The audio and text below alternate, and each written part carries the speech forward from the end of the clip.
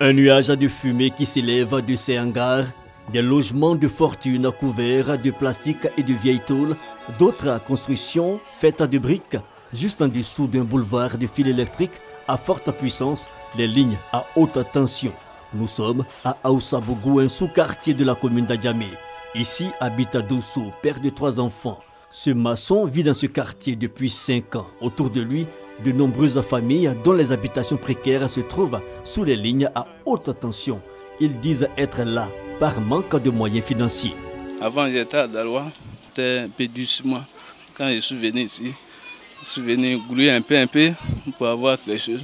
Étant étudiant, je devrais venir suivre les études ici et je n'avais pas d'autre coin où me résister. Donc je suis venu directement chercher un endroit pour pouvoir rester là pour suivre les études.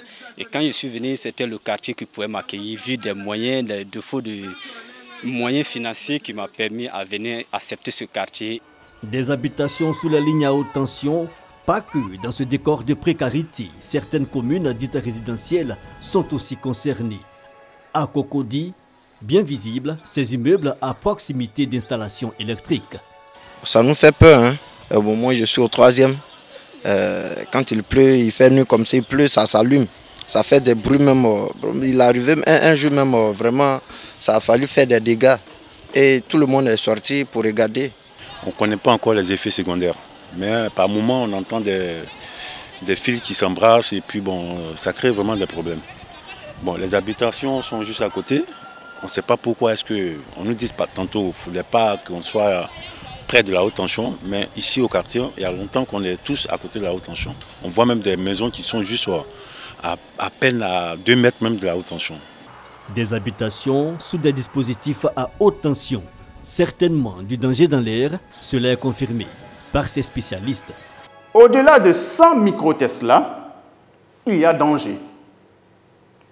Lorsque nous prenons le champ magnétique en dessous des lignes à haute tension, nous avons des valeurs qui ne dépassent pas les 2-3 micro-Tesla. Lorsque l'organisme de l'être humain est soumis à une variation des champs magnétiques, il va apparaître des courants dans son organisme.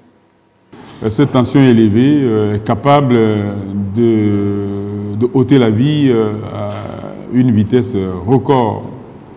Le danger immédiat, qui est évident, c'est que lorsque un fil haute tension se détache, tous ceux qui seront touchés directement ou indirectement par des objets qui conduisent l'électricité vont mourir.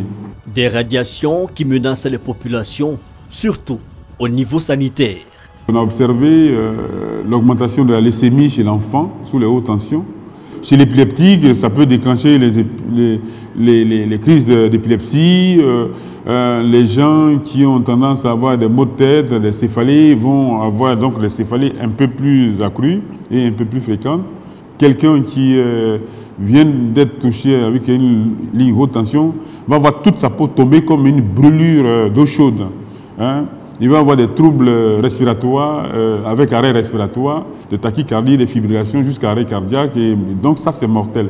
La communauté scientifique, certes pas unanime sur la question du risque sanitaire, mais une certitude, ces lignes à haute tension sont de grands réseaux de transport d'électricité.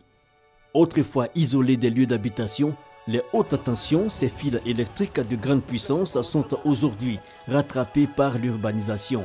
Une situation qui préoccupe. S'installer en dessous des hautes tensions, c'est mettre sa vie en danger.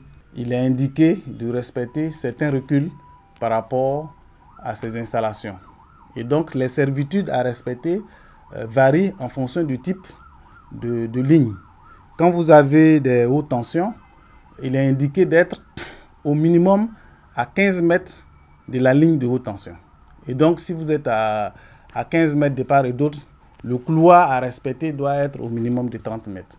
Monsieur le ministre en charge de l'urbanisme a instruit nos services et nous sommes en train de réfléchir actuellement à des textes qui seront bientôt présentés au niveau du gouvernement pour interdire de manière formelle toutes sortes d'installations en dessous des hautes tensions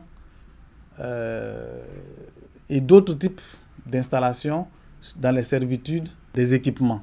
Le moment venu, Je pense qu'avant de procéder au déguerpissement, les mesures d'accompagnement seront connues par les différentes populations, comme ça a toujours été le cas.